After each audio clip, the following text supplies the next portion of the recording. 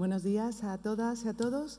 Un placer estar aquí en este congreso tan importante, tan necesario, porque sin duda tenemos mucho que hacer todavía desde cualquier ámbito de trabajo, desde una perspectiva multidisciplinar, como está encuadrado este congreso, en todo lo que tiene que ver con la violencia sexual. Así que para mí es un honor estar aquí. Muchas gracias por la invitación a participar de este encuentro y además para facilitarme a hablar de algo tan importante y necesario de visibilizar como es la violencia sexual, cualquier tipo de violencia en realidad, cuando ocurre a personas con algún tipo de trastorno mental. Porque creo que sin duda, aunque seguimos teniendo mucho que hacer en el ámbito de los delitos sexuales, mucho trabajo desde cualquier disciplina, pero qué duda cabe que tenemos todavía una deuda pendiente, todavía más significativa, con todas esas víctimas que padecen algún tipo de discapacidad en razón de su trastorno mental, que muchas veces se invisibiliza, se estigmatiza y quizá no se hace el seguimiento o la instrucción necesaria para las personas con estas características. Así que un placer compartir hoy con vosotros, con todos vosotros y vosotras, esta ponencia.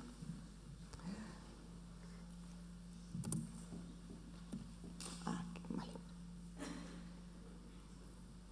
Vamos a hablar en general, hemos dicho, de voces vulnerables en estas víctimas que, como decíamos, en base a los trastornos mentales de cualquier índole que puedan sufrir, hace que su voz parezca que llega más débil o que a veces se silencia o que no se escucha adecuadamente o que quizá no le prestemos los apoyos que se necesitan, ¿no?, para escucharla. Entonces, lo que me gustaría con este ratito que vamos a compartir ahora todos es que reflexionemos juntos acerca de esos estereotipos y qué podemos hacer desde nuestro rol, desde nuestro puesto de trabajo para luchar contra estas cuestiones que están inherentes, ¿no?, al trabajo que hacemos y que, como digo, bloquean muchas veces una adecuada instrucción de los casos.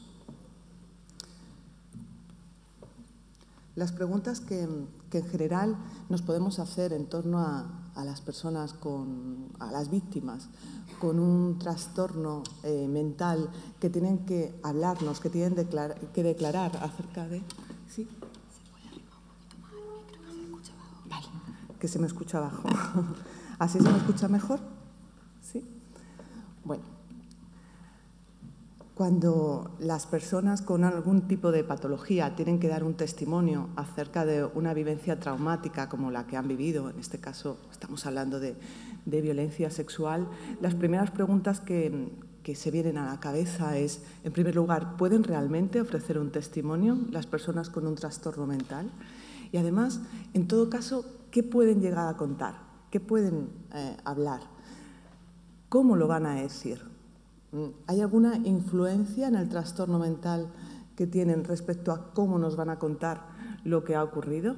¿Es importante que tengamos en cuenta esto o no?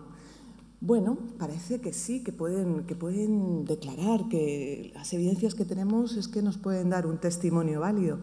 Sin embargo, la realidad difiere de lo que a veces se escribe, de lo que teóricamente se puede hacer.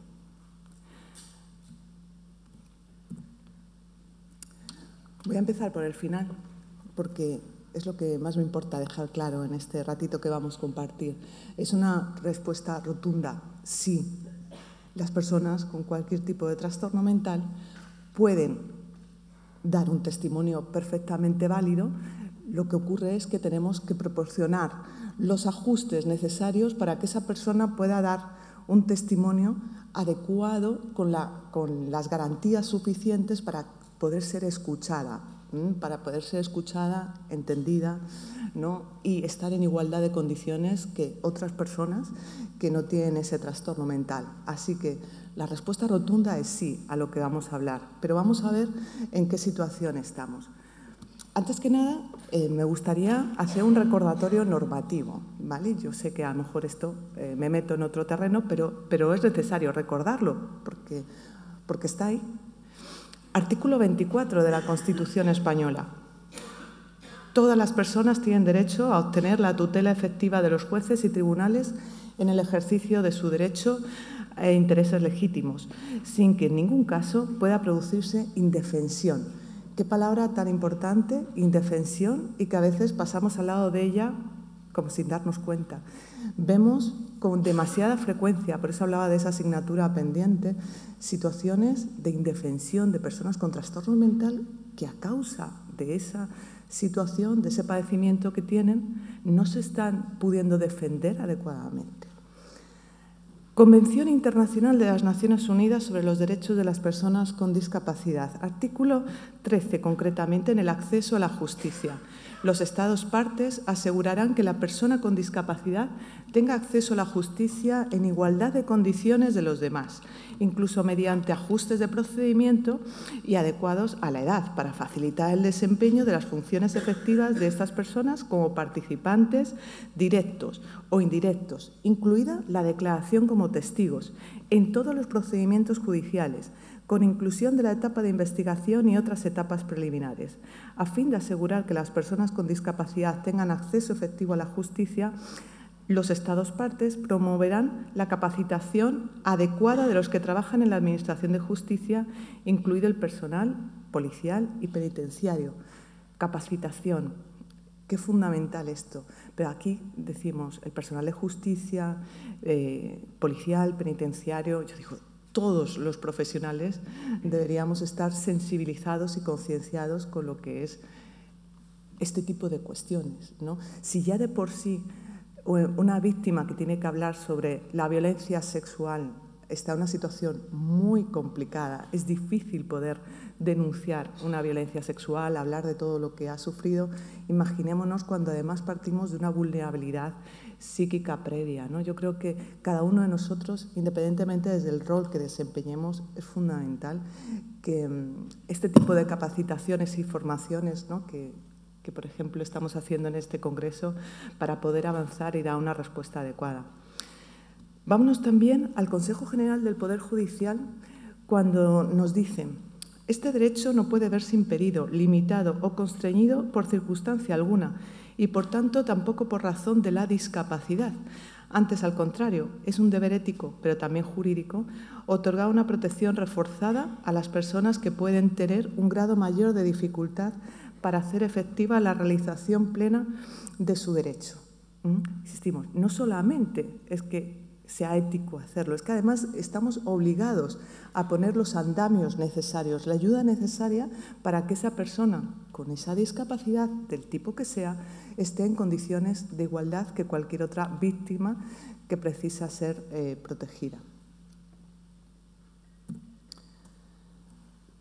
No quería dejar de plasmar también hoy aquí esta sentencia, ya es un poco antigua, pero fue significativa en este sentido. Fijaros, esta es una sentencia del Supremo ya dictada en el 2001, donde decía: la persona que padezca algún tipo de enfermedad mental o alguna deficiencia sensorial no por ello carecen, en principio, de aptitud para dar testimonio de cuanto hayan podido conocer por percepción directa, salvo que estén privados del órgano sensorial preciso o estén totalmente privados de razón en el momento de la posible percepción o en la prestación del testimonio.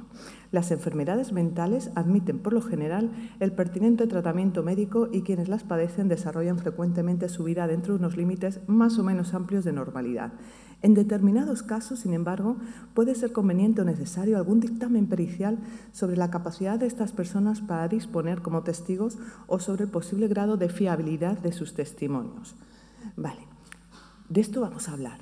Realmente, ¿qué se debe decir? ¿Qué se puede conocer de una víctima que ha sufrido algún tipo de agresión sexual? ¿Es pertinente que salga a la luz el trastorno mental que tenga? ¿No es pertinente? ¿Esto está estigmatizando o está ayudando a que la persona tenga las ayudas que necesita? ¿Qué hacemos ante esto?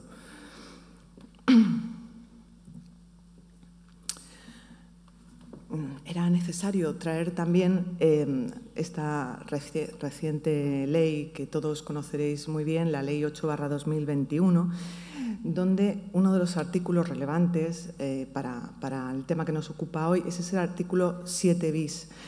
En los procesos en los que participan personas con discapacidad se realizarán la adaptación y los ajustes que sean necesarios para garantizar su participación en condiciones de igualdad y que podrán referirse a la comunicación, la comprensión y la interacción. Estas tres áreas son las que hay que ajustar a veces: comprensión, comunicación e interacción con el entorno.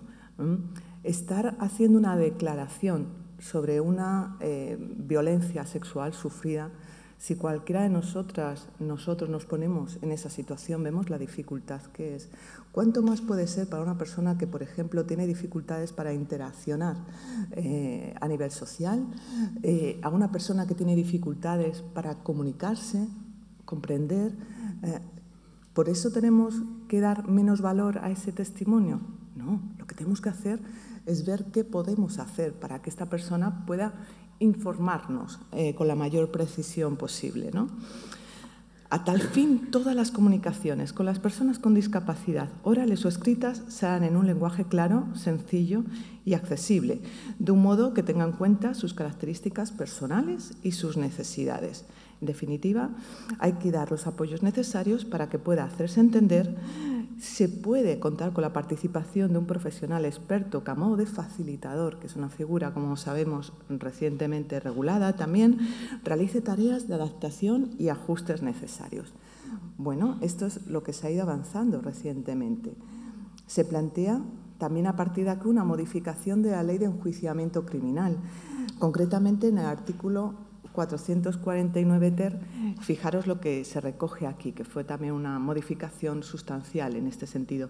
Cuando una persona menor de 14 años o una persona con discapacidad necesitada de especial protección debe intervenir en condición de testigo en un procedimiento judicial que tenga por objeto la instrucción de un delito de homicidio, lesiones contra la libertad, contra la integridad moral, trata de seres humanos, contra la libertad e indemnidad sexuales, contra la intimidad, contra las relaciones familiares, relativos al ejercicio de derechos fundamentales y libertades públicas, bueno, etcétera. En este proceso, lo que se va a hacer es que la autoridad judicial acordará, en todo caso, practicar la audiencia del menor. En todo caso, aquí estamos diciendo, antes era preceptivo, se podía ordenar o no que se hiciera por prueba preconstituida. A partir de esta modificación, los menores de 14 años y personas con discapacidad deberían hacer estas declaraciones judiciales a través de una prueba preconstituida. Este proceso se realiza con todas las garantías de accesibilidad y apoyos necesarios, ¿no? Y fijaros, la prueba preconstituida, que aquí se está dibujando como un instrumento de utilidad para recoger los testimonios de estas personas que pueden ser más vulnerables, parece que se está teniendo muy claro en el caso de niños pequeños, sobre todo niños de corta edad, y también en personas con discapacidad intelectual, sobre todo cuando la discapacidad intelectual es más visible, porque, ojo, vemos muchos casos de discapacidad intelectual límite que parecen pasar desapercibidos y sin los apoyos necesarios por el sistema policial, judicial, y al final provocamos esa indefensión que justo queremos evitar. Pero es que discapacidad no es solamente asociada a discapacidad intelectual. Discapacidad tiene un sentido más amplio. Y de esto vamos a hablar al hablar también de trastornos mentales.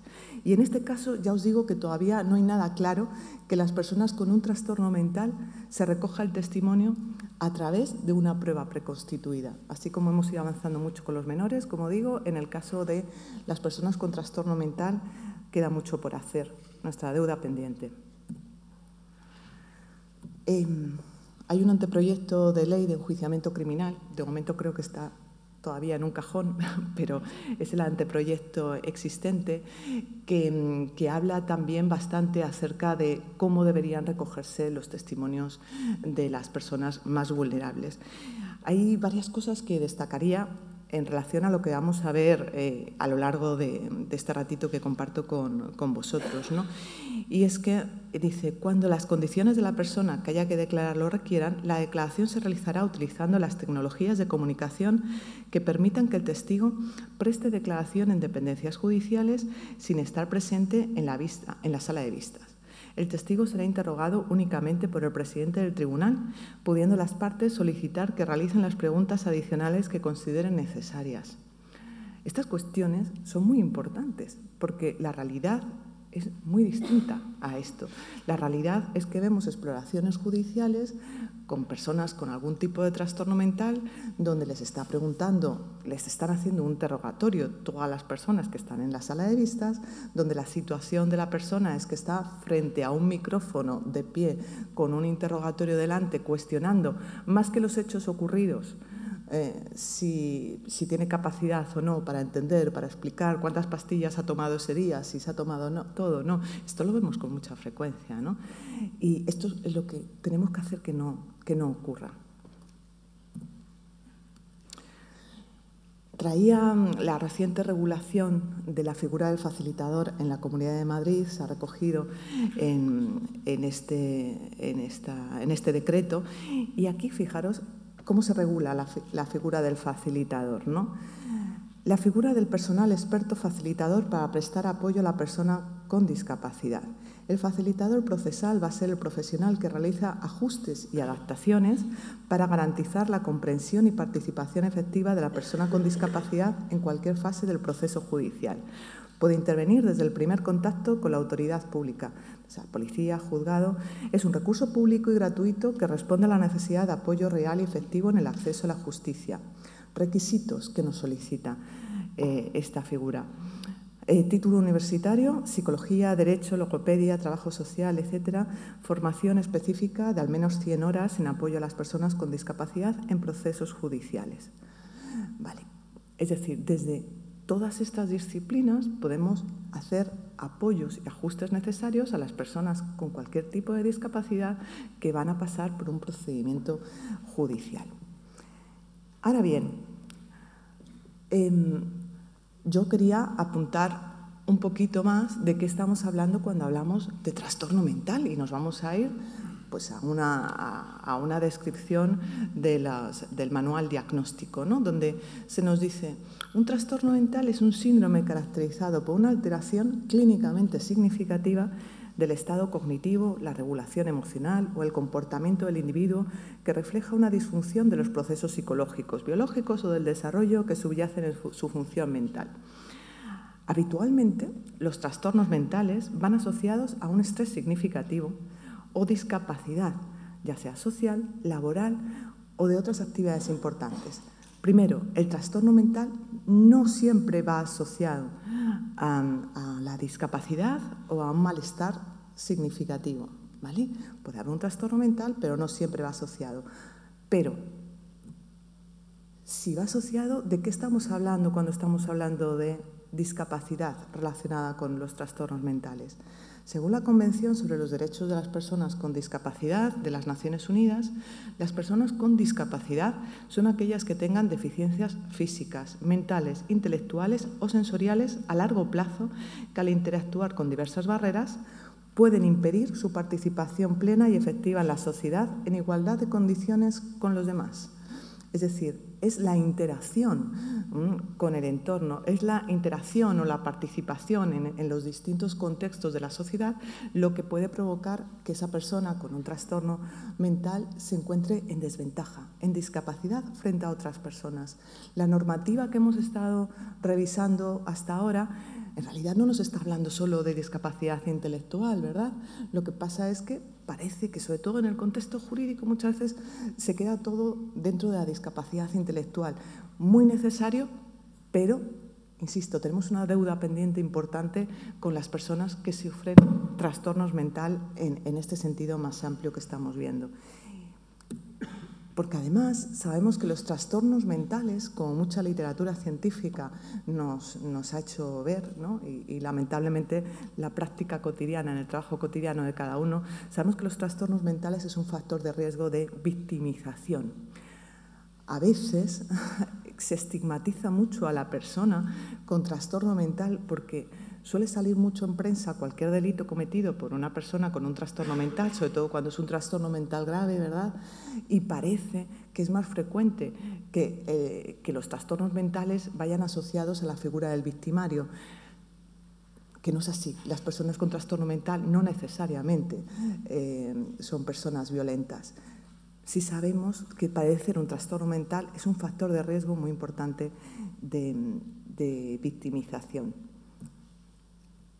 En el caso de discapacidad intelectual, si hablamos de discapacidad concretamente y de delitos contra la libertad sexual, las estadísticas, los datos que tenemos nos hablan de una probabilidad 6 veces mayor que la población general de sufrir victimización. En los últimos años estamos observando, ¿no?, un incremento considerable, por ejemplo, de toda la violencia sexual que tiene que ver también con la ciberviolencia, ¿no?, a través de las redes sociales.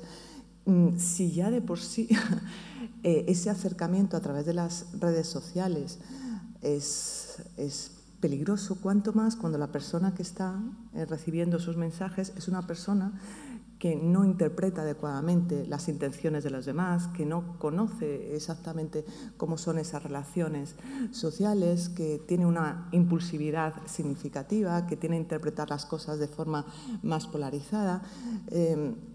Estamos viviendo un periodo en el que cada vez más nos llegan situaciones de personas con trastorno mental en delitos de violencia sexual y además muy relacionado con las redes sociales. Bueno, hemos hecho una revisión un poquito hasta ahora de cómo está esta normativa y de qué podemos estar diciendo sobre qué es un trastorno mental, a grosso modo. Decimos que la justicia en ningún caso podría ser un privilegio reservado a quienes cumplen un estándar de normalidad y quienes no lo cumplen no se hace la misma justicia. Esto no puede ser así. La admisión y aceptación del testimonio de personas con trastorno mental es un paso más hacia la integración de esta población en la comunidad como ciudadanos con iguales derechos y responsabilidades. Teóricamente esto es así, pero vamos a reflexionar en qué medida realmente esta premisa se está respetando. ¿Estamos preparados para escuchar y creer a quienes viven con un trastorno mental? Porque ya no es solamente qué capacidades tienen ellos, las personas en general que sufren un trastorno mental, sino ¿estamos preparados nosotros para escuchar a personas con unas necesidades diferentes a la hora de declarar, de ofrecernos su testimonio? En general, hay muchos sesgos de partida, ¿no? Podríamos hablar de muchos sesgos, pero como hablamos hoy del testimonio concretamente, podemos estar diciendo la capacidad testimonial de las personas con trastorno mental en muchas ocasiones es per se cuestionada. Los cuestionamientos básicos: ¿es competente para testificar? ¿Es fiable su testimonio? ¿Cuántas veces nos han llegado atestados de personas con algún tipo de patología psíquica y directamente en los atestados lo que más se ve es las características psicopatológicas de la persona, y esto ya se aborda con ojo, porque esto puede ser más bien fruto de ese trastorno mental, ¿no? Hay que abordarlo con cuidado. ¿Es competente? ¿Es fiable el testimonio?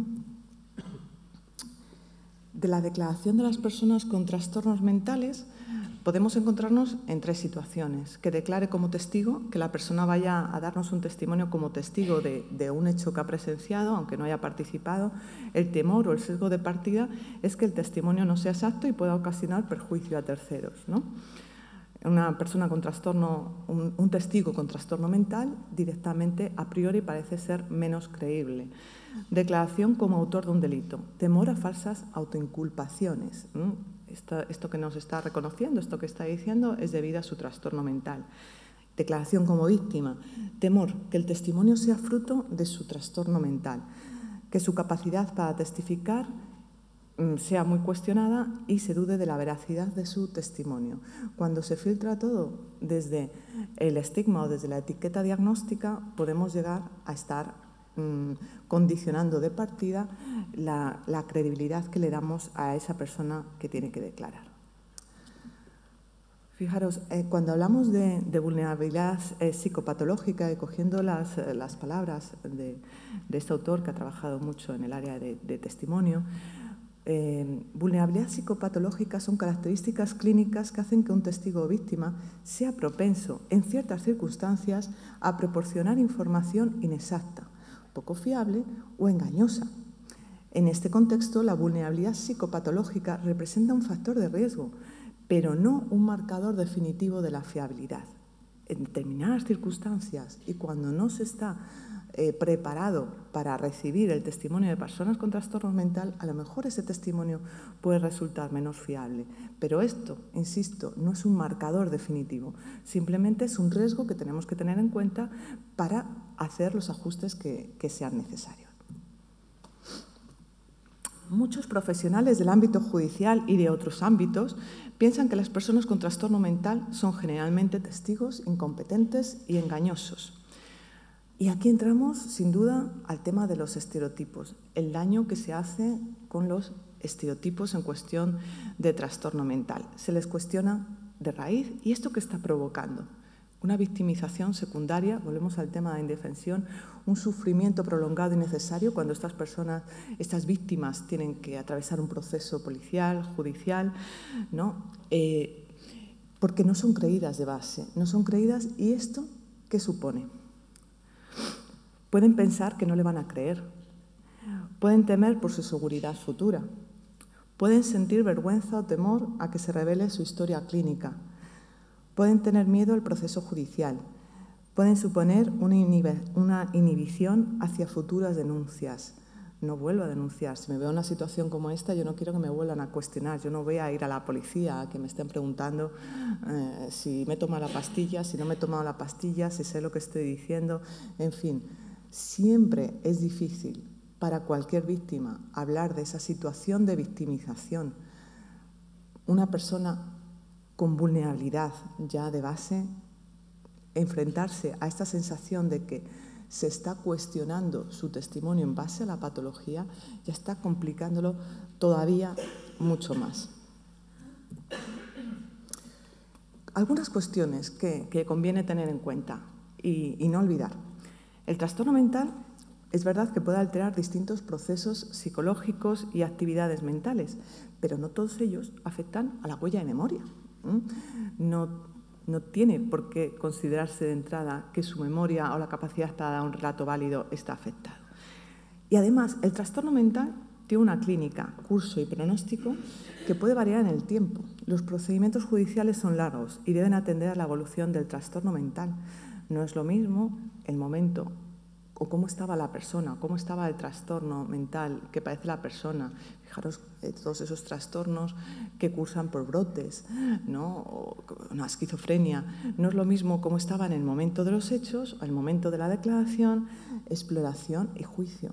Fijaros, estos días hablaba también con Beatriz, con Roberto, estos días he estado en juicios de hace 4 o 5 años. La semana pasada estuve ratificando en un juicio que me impresionó mucho tener que ir a ese juicio 4 o 5 años después, porque era de una víctima que había sufrido abusos sexuales reiterados por una persona conocida, era una víctima con discapacidad intelectual y trastorno del espectro autista, que fue muy difícil ya en su momento acercarnos a su testimonio. Se hizo prueba preconstituida con ayuda de un facilitador y 4 años después nos llaman para celebrar el juicio, además presencialmente, porque era muy urgente y muy complicado el caso, después de 4 años que había estado ese caso en un cajón. Y la sorpresa mayúscula que me encuentro es que cuando llego a la audiencia provincial me piden que, por favor, si puedo repetir la prueba preconstituida que se realizó. Pero, ¿qué sentido tiene que repitamos la prueba preconstituida cuando lo que se ha hecho hace 4 años posiblemente no tiene nada que ver con lo que 4 años después cualquier persona sin una patología ya diría, ¿no? Pero además una persona de estas características, porque no se escuchaba bien la grabación y el tribunal quería volver a escuchar algunos de los aspectos que se decían, ¿no? Por suerte el juzgado conservaba otra grabación que parece que se escuchó mejor. Yo insistí en que no era procedente en absoluto hacer esa prueba preconstituida, porque ¿sabéis lo que puede ocurrir? Como muchas veces ocurre, es que esta nueva declaración que hubiera producido, a lo mejor datos contradictorios, que han pasado 4 o 5 años. Es que esto no es un reproductor, ¿no? Lo que tenemos aquí que reproduce y saca lo que tenemos grabado, no, y menos de una persona de estas características. Entonces, ¿qué hubieran aparecido? Posiblemente es contradicciones, o a lo mejor ahora no dice nada, o a lo mejor... ¿Y entonces qué hacemos con esto? Ya está, se archiva el caso.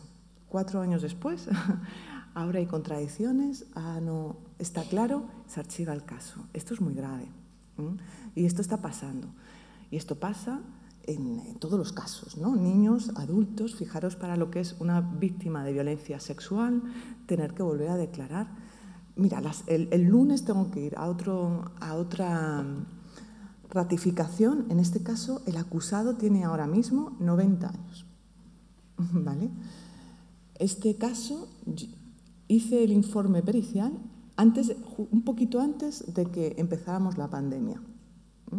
Han pasado 5 años. Pues fijaros ahora, 5 años después, eran 2 hermanas, otra amiga también de esas 2 hermanas que habían sufrido violencia sexual por parte de este señor. Una de estas hermanas, además, con un cierto trastorno mental ligero.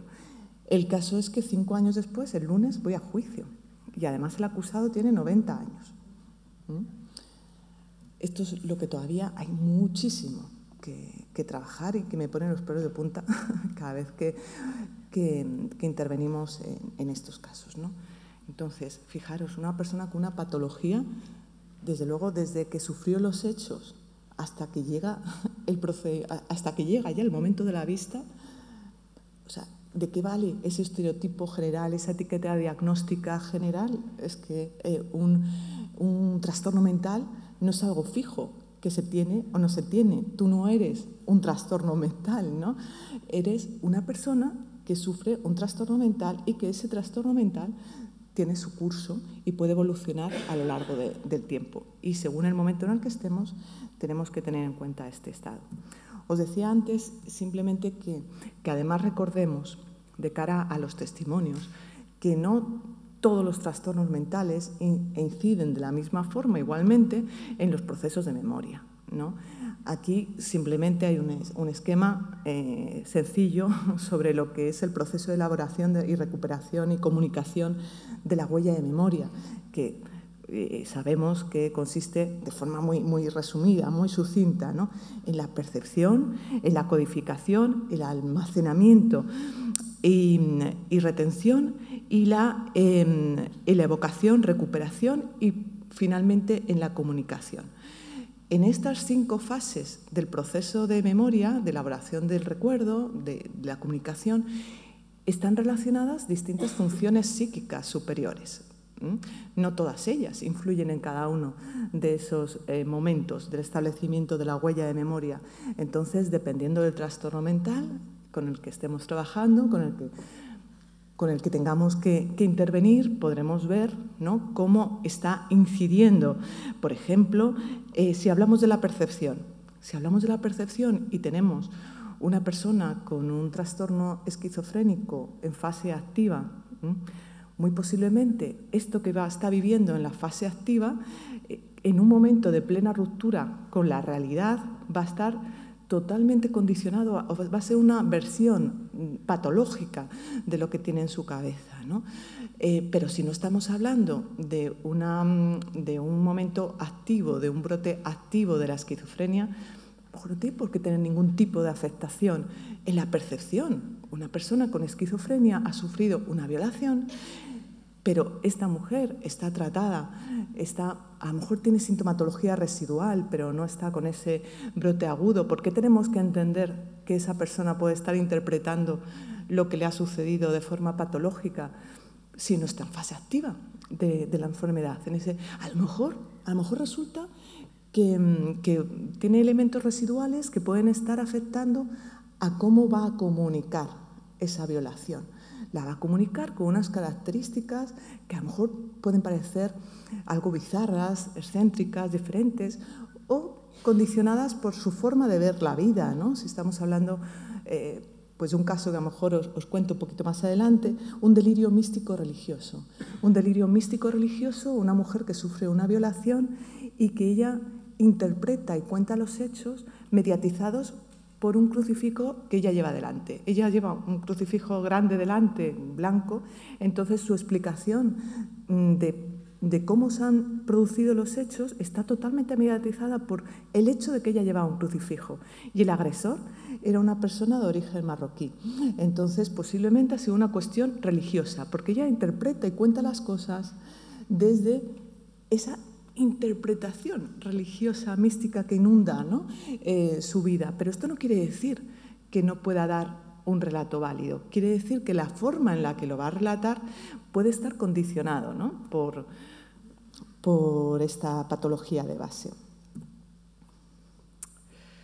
Por tanto, los factores clínicos pueden afectar a la capacidad para testificar y la fiabilidad para el testimonio. Es muy importante poder valorar también la capacidad de esa persona con trastorno mental para someterse a la presión de los interrogatorios y la posibilidad de que las distintas diligencias judiciales afecten a su clínica psicopatológica. ¿Cómo se enfrenta una persona con agorafobia a tener que ir al juzgado? ¿Tener que meterse en una sala de vistas? ¿Cerrarse en la sala de vistas? ¿Estar delante de un micrófono de pie con ese interrogatorio? ¿Qué estamos haciendo con esa persona con un trastorno de ansiedad tipo agorafobia? Es que a lo mejor lo que podemos estar provocando es que a esa persona le entre un ataque de pánico y no pueda dar una declaración simplemente porque no hemos informado sobre lo que esa persona puede necesitar. A lo mejor lo que necesitamos es que se establezca una declaración a través de un sistema de videoconferencia, con todas las garantías, pero a través de un sistema de videoconferencia que permita que esa mujer esté en un entorno más seguro y quizá además acompañada de una persona de su confianza, para que le permita estar tranquila y dar el testimonio que nos quiera dar. Pequeñitas cosas.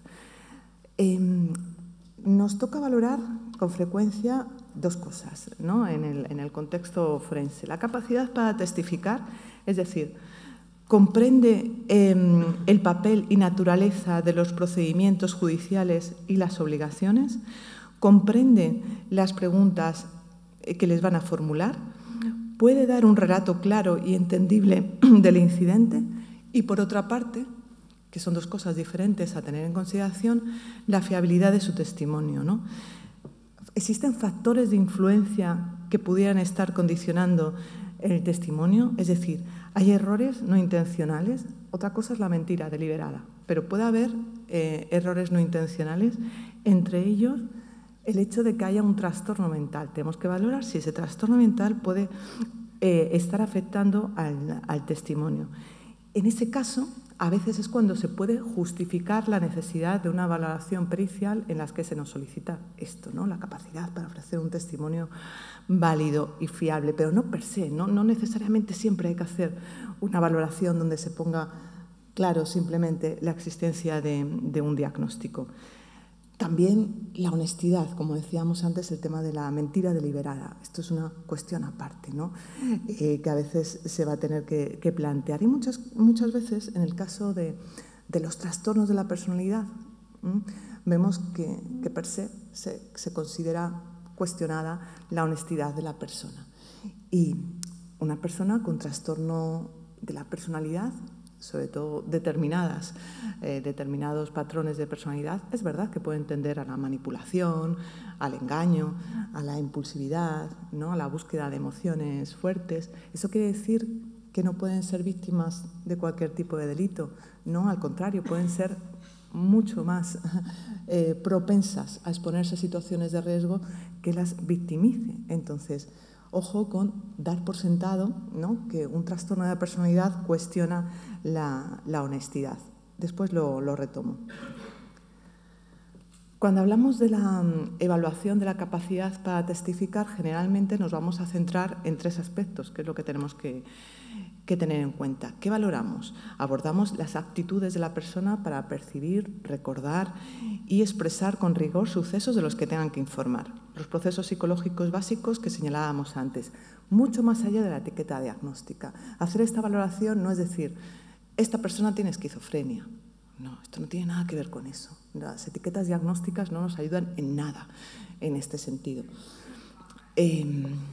¿Cuándo debería hacerse? Siempre que se sospeche de algún déficit que puede interferir en la capacidad para testificar y cuando el testimonio sea fundamental para enjuiciar los hechos. En los casos de la violencia sexual, el testimonio es fundamental. Generalmente, ¿qué tenemos como prueba de cargo? A veces lo único que hay es el testimonio, sobre todo cuando estamos hablando de delitos contra la infancia, ¿no? Abusos sexuales, lo que antes se denominaba la ley, abusos sexuales sin penetración, que no dejan huella física, que nos encontramos. Lo único que tenemos es el relato de uno contra el otro. Y fijaros además cuando los dos relatos que tenemos que valorar o que el juez va a valorar es el relato de un menor de edad, encima además tiene un trastorno mental, o es un mayor de edad, pero además trastorno mental, persona que puede ser desequilibrada, con estereotipos de poca credibilidad, y enfrente a esto nos encontramos una persona con características muy variopintas que pueden tener los agresores sexuales, si conocemos. Un agresor sexual no es alguien que pasa por la puerta y que sabemos que este es el agresor sexual, ni mucho menos, ¿no? Pueden ser personas que aparentemente tienen perfiles totalmente normoadaptados, que tienen una vida matrimonial, que tienen familia, que tienen puestos de trabajo normales. Nos encontramos totalmente perfiles distintos. Y entonces el juez se encuentra con una persona, permitidme, desequilibrada, que transmite poca credibilidad, y esta otra persona normoadaptada. Tenemos que hacer algo con esto, porque simplemente si mantenemos la etiqueta diagnóstica, estamos dejando en indefensión a la persona, ¿no?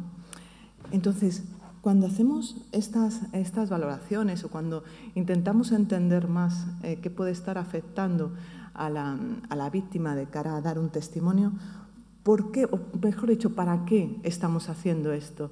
Y es lo que más quiero insistir. No es para descartar a los testigos vulnerables, es para nada, es para ver qué andamios pueda necesitar, para ser valorado su testimonio en igualdad al que daría una persona sin esa patología mental, ¿no?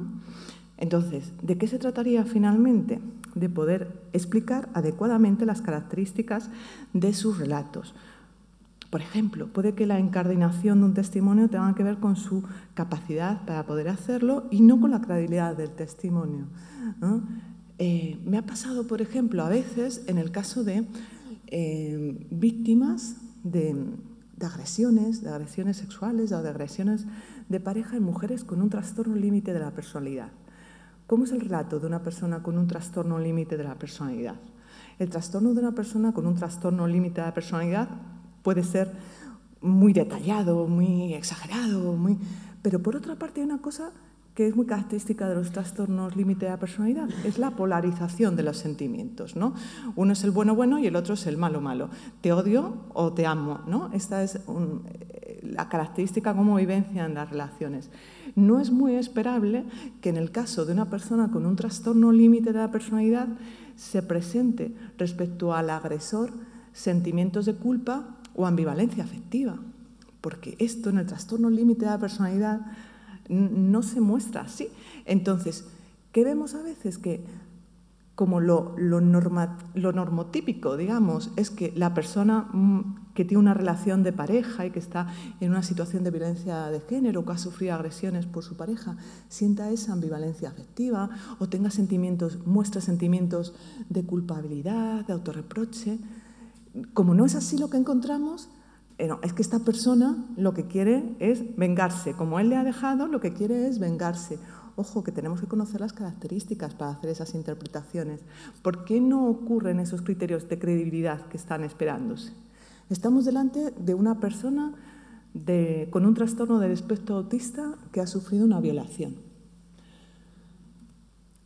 ¿Por qué tenemos que esperar un afecto congruente en el relato de los hechos?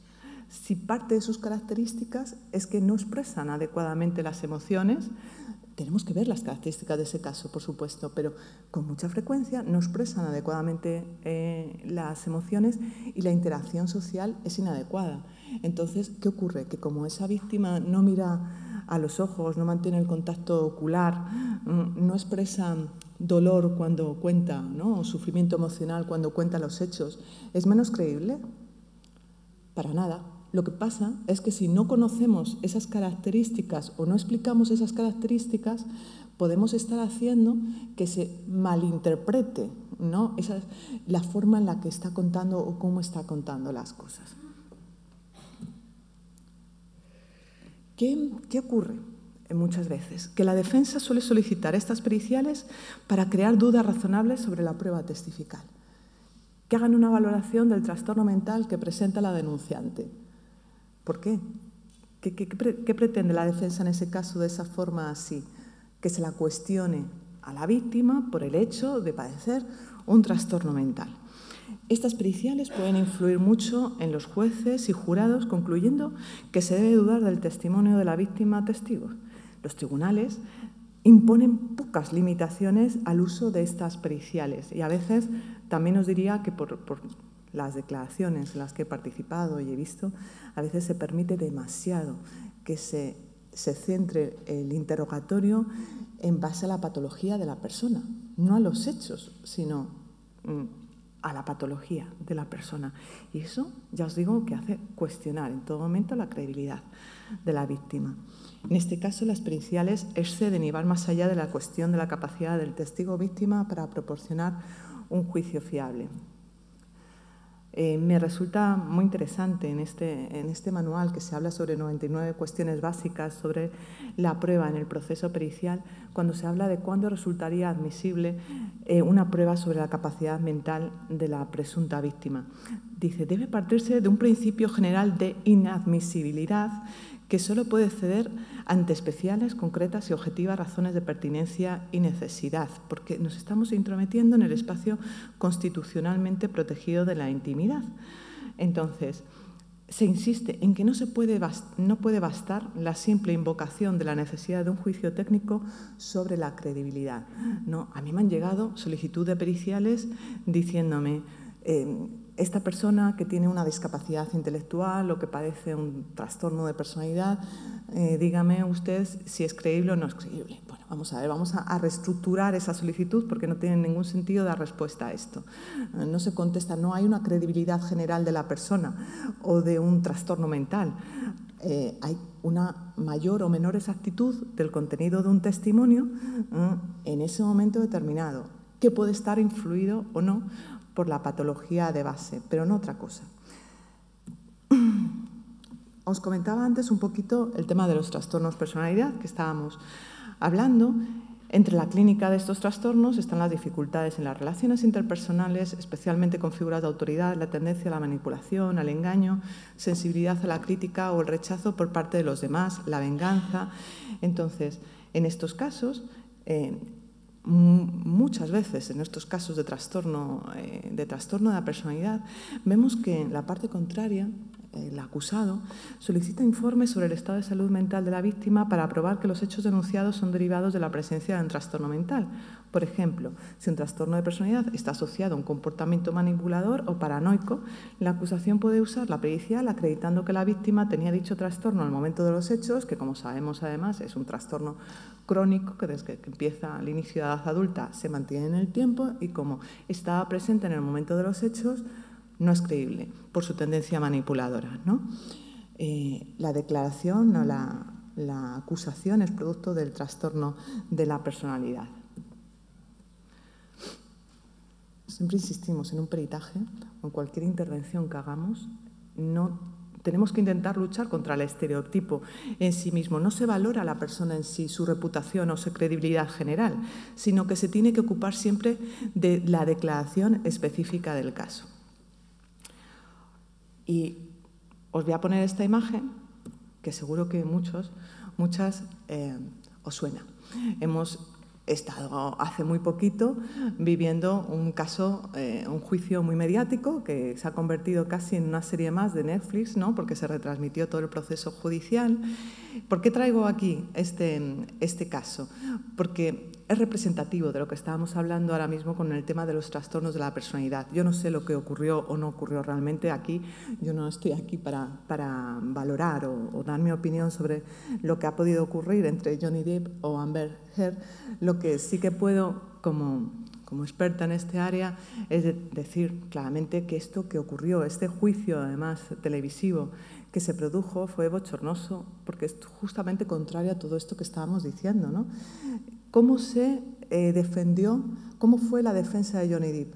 Basada fundamentalmente en hablar de que su pareja tiene un trastorno límite histriónico de la personalidad, además diagnosticado y hablado por una psicóloga que no había tenido acceso directo a evaluar a esta mujer.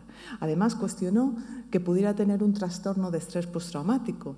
Lo cuestionó porque todo lo relacionaba con que lo que le estaba ocurriendo y lo que había pasado no es más que sintomatología de un trastorno límite de la personalidad, y como ella no soportaba que Johnny Depp la hubiera dejado y que hubiera sido infiel o lo que hubiera ocurrido, entonces, como tiene un trastorno límite de la personalidad, y el trastorno límite de la personalidad se caracteriza por no soportar el abandono real o imaginario, pues ahí ya tenemos la argumentación hecha respecto a lo que ha ocurrido. Y cuestionamos desde el punto de vista teórico la declaración de una persona presunta víctima simplemente en base a que, atendiendo las características prototípicas del trastorno de personalidad que padece, es cuestionable su testimonio. Lo llevamos todo, y es que el papel todo lo soporta. Y así nos analizan los casos, así nos analizan los casos. Es verdad que en el caso de tener efectivamente este trastorno límite histriónico de la personalidad puede afectar a cómo lo va a contar, claro. Yo he estado con víctimas con trastorno histriónico de la personalidad que cómo van a relatar los hechos. En una ocasión, un juez me decía que me mandaba un caso, bueno, ya verás, ya me dijo, ya verás cuando lo veas, no hay por dónde coger lo que va a contar. Trastorno histriónico de personalidad que se ponía de pie para explicar cualquier cosa que contaba, que parecía que estaba haciendo un teatro en vivo y en directo, ¿no? Y era muy exagerada en cómo contaba las cosas, de pronto reía, de pronto lloraba. Esas son características del trastorno que padece. Y esto no nos tiene que confundir con la credibilidad. Esto es la forma en la que ella expresa. Entonces no podemos confundir esto con falta de credibilidad. Ella estaba hablando, en este caso además era un caso muy, muy complicado, porque estaba hablando, era una mujer que se había dedicado a la prostitución, conoció a su pareja en estos ámbitos de la prostitución, era una persona muy adinerada, él, y la había tenido secuestrada durante un tiempo y sometiéndola a todo tipo de vejaciones y agresiones sexuales. Entonces, la forma en la que ella lo contaba, la forma en la que ella de pronto reía, lloraba, se levantaba para explicar cómo eran esas vejaciones, esas torturas, parecía que no era verdad, que era demasiado exagerado, que no era verdad.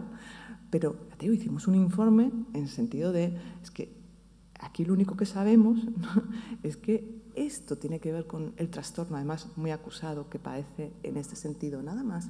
En este caso, gracias a que en estas explicaciones que ella dio, tan exageradas, también ofreció unos detalles bastante específicos sobre el lugar donde supuestamente se habían ocurrido los hechos, la policía judicial hizo una labor estupenda, consiguieron encontrar el sitio donde esta chica permaneció, ¿no?, encerrada y vejada, y se pudieron comprobar los hechos. Pero si esto no se hubiera encontrado, de verdad, que la opinión ya del juzgador era, esto no hay por dónde escucharlo, ya verás cuando la escuches, no hay por dónde, no se cree. ¿Vale? Entonces, ¿qué peligro tienen los estereotipos y las etiquetas diagnósticas? Bueno, aquí simplemente os explicaba un poquito, os contaba esta historia de cómo lo que se hizo es hablar en el caso de Amber Heard sobre el trastorno límite de la personalidad, y dicen, es un trastorno de contradicciones en el que alguien puede parecer muy encantador, pero dijo también esta psicóloga, es un desorden de inestabilidad impulsado por un terror subyacente al abandono. Cuando alguien tiene miedo de ser abandonado por su pareja o por cualquier otra persona en su entorno y tiene este trastorno, hará intentos desesperados por evitar que esto suceda. Dijo que estos intentos desesperados podrían implicar agresión física. Con el tiempo, la ira explosiva, que muestran cuando alguien necesita espacio o cuando alguien realmente no está haciendo nada más, porque muchas veces interpretan cosas que perciben como un desaire hacia ellos o como alguien que intenta hacerles daño, etcétera, etcétera. Imaginaros una persona que se presenta como muy experta en psicología forense, en trastorno de personalidad, explicando esto así a un tribunal. ¿Qué estás lanzando? ¿Qué mensaje estás lanzando, ¿no? De esta manera estereotipada? Esto que está diciendo esta denunciante simplemente es el resultado de la patología que padece, nada más. Os traigo alguna investigación que me resulta también interesante para compartir y reflexionar juntos relacionado con esto que estamos hablando. Mirad, este estudio realizado con el objetivo, más bien, de si conocer el diagnóstico de un trastorno neuropsiquiátrico puede influir en las evaluaciones de las alegaciones de abuso sexual infantil. Mirad qué interesante el estudio que se hizo en este caso. 3 cuestiones a analizar. Cómo el diagnóstico de un trastorno en el neurodesarrollo puede afectar la toma de decisiones legales. Por una parte, se pretende estudiar cómo influye el trastorno en la capacidad de un niño o niña adolescente sexualmente victimizado para percibir, comprender, recordar y comunicar el abuso. ¿Son menos dignos de confianza los niños, niñas y adolescentes con estos trastornos? ¿Cómo influyen las actitudes profesionales y el conocimiento sobre los niños y niñas y adolescentes con trastornos del neurodesarrollo en la toma de decisiones? Como decíamos al principio, las dificultades, tenemos que recordar, para dar testimonio dependen tanto de las capacidades del niño, niña y adolescente como de las actitudes y conocimientos de quien van a recibir esa alegación. Si partimos de estereotipos desde nuestro inicio de trabajo con esa persona, mal vamos a recoger esa información o a entender lo que esa persona nos está diciendo.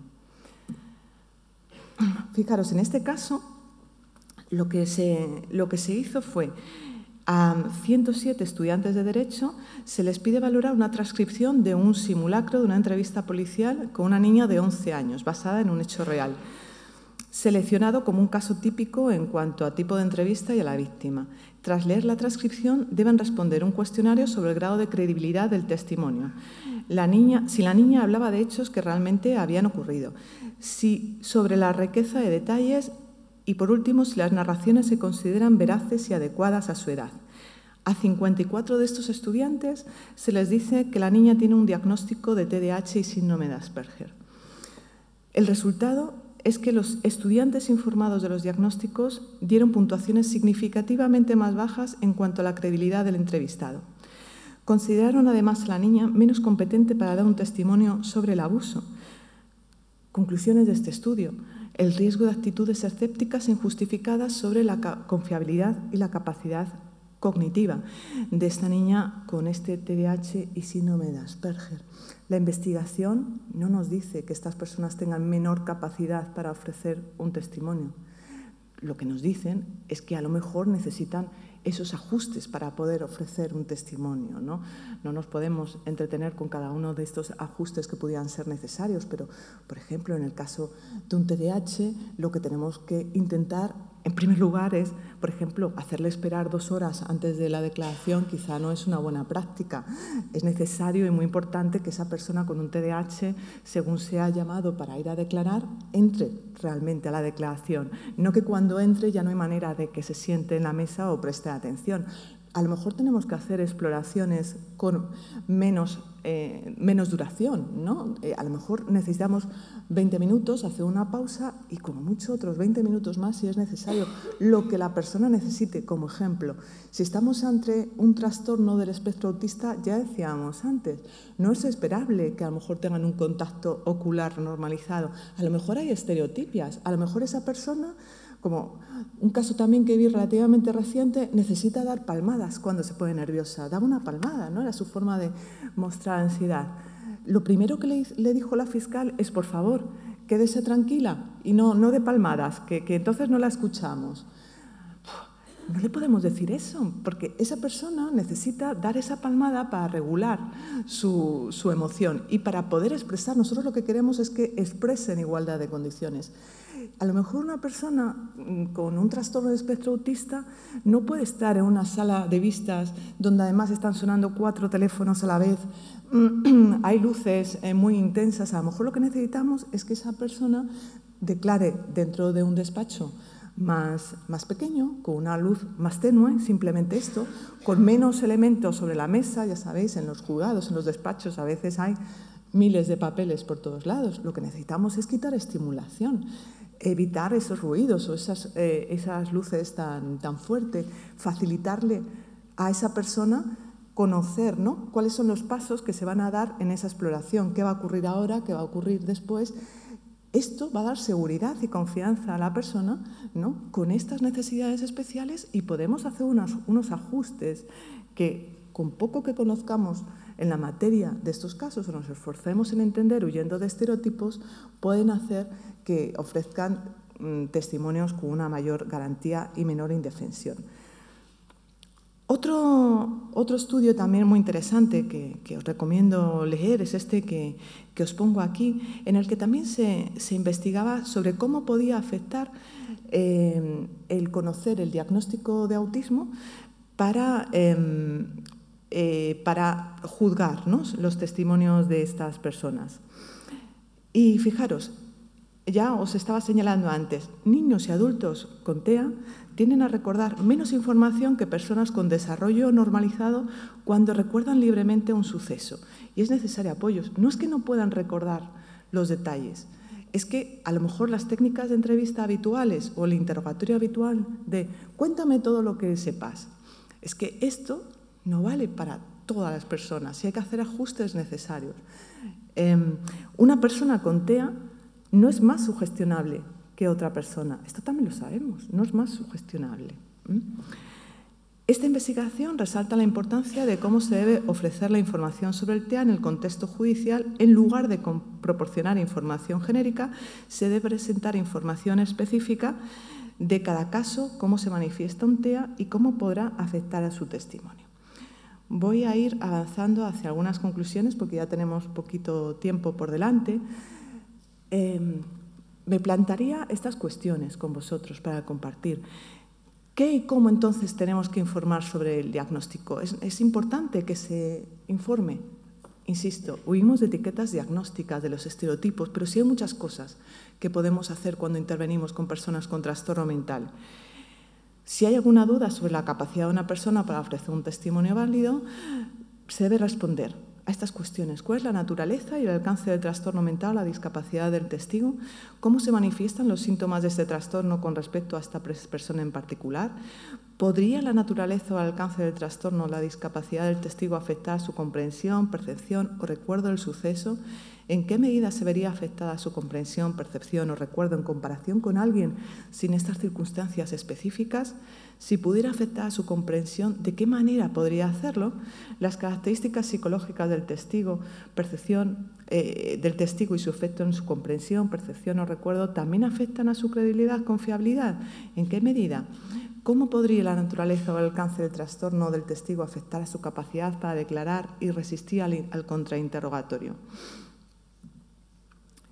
No me voy a detener en esto, que no tenemos mucho tiempo. Aquí me metía un poco con el tema de los criterios orientativos del Tribunal Supremo para valorar la credibilidad de los testimonios. Se basan en esto, ¿no? Los juristas, si estáis aquí muchos juristas, pues los conocéis bien, entendéis bien lo que os quiero decir, y me meto en camisa de 11 varas, pero creo que es importante decir, ojo, que aquí nos podemos estar equivocando, porque fijaros, entre los criterios que recoge el Tribunal Supremo, por ejemplo, en esta sentencia respecto a una víctima de violencia de género, es cuestiones como el lenguaje gestual de convicción. El lenguaje gestual de convicción es igual en las personas con un trastorno mental. Seriedad expositiva, que aleja la creencia del tribunal de un relato figurato, con fabulaciones, poco creíble. Expresividad descriptiva en el relato. Ausencia de contradicciones y concordancia. Ausencia de laguna en el relato de la exposición.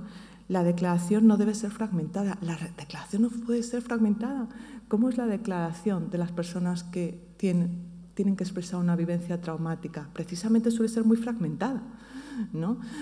Cuando ya la persona nos ofrece un discurso muy lineal, quizá lo que ocurre es que no tiene esa vivencia traumática, pero sin embargo se entiende que para ser creíble tenemos que ser capaces de dar un discurso lineal y no fragmentado, ¿no? Debe contar tanto lo que a ella y a su posición le beneficia como lo que le perjudica. Esto, por ejemplo, en un trastorno límite de personalidad no es esperable. Es esperable que a lo largo del discurso cambie, ¿no? A la persona que está denunciando de pronto la odia o de pronto la quiere. Pero puede ocurrir que esto tampoco aparezca durante el discurso, que simplemente aparezca esa tendencia a la polarización y cuente solo lo que está en uno de los extremos, no en el otro. Bueno, esto ya lo he contado y me vais a permitir que nos vayamos a recapitular algunas cuestiones. La presencia de un trastorno mental por sí misma no impide que el testigo o víctima pueda aportar un testimonio preciso y, por tanto, no debería excluirse a priori como medio de prueba. Tenemos que evitar pensar en términos diagnósticos. El diagnóstico psicopatológico no es necesario para la información más útil para valorar la capacidad para testificar de una persona ni considerar su fiabilidad. No se puede partir del que el testimonio de una persona con trastorno mental es una prueba endeble. Las personas con trastorno mental, si están motivados y cooperan, y además son entrevistados cuidadosamente y se les proporciona la asistencia especial que requieren, pueden brindar una evidencia fiable. Ojo, una cosita que os pongo aquí. Estos ajustes, ese tratamiento a las personas con trastorno mental es absolutamente personalizado. Estos ajustes, a lo mejor la persona que mejor os puede informar es la propia persona. ¿Qué puedo hacer para que puedas sentirte más cómoda en esta declaración? O los familiares que están más cercanos a la persona. Ella lo que necesita es estar con su terapeuta, necesita estar sentada y necesita dar palmas. De vez en cuando necesita dar palmas y que nadie la impida dar palmas. Ella necesita balancearse continuamente y no la podéis estar pidiendo que mire a los ojos porque si ella se levanta, entonces ya no va a ser capaz de expresar. Entonces tenemos que tener en cuenta qué necesita esa persona para encontrarse más tranquila, más motivada para poder darnos un testimonio. A veces lo que ocurre es que la persona no quiere ningún trato diferente o ningún apoyo y esto también lo tenemos que respetar. Esto está bien. No tenemos que forzar a hacer andamios cuando la propia persona no los necesita. En definitiva, vamos a intentar lograr testimonios y trabajo con personas con trastorno mental, en definitiva, que eviten una victimización secundaria, ¿no? Vamos a... Ay, se me ha parado ahí.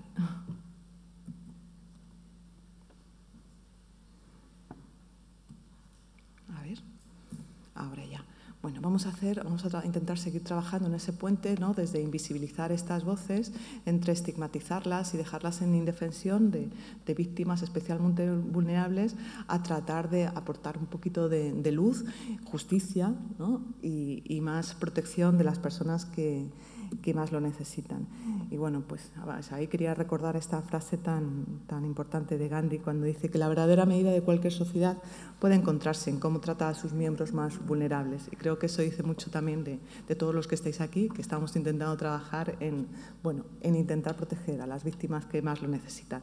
Gracias por su atención y hasta aquí.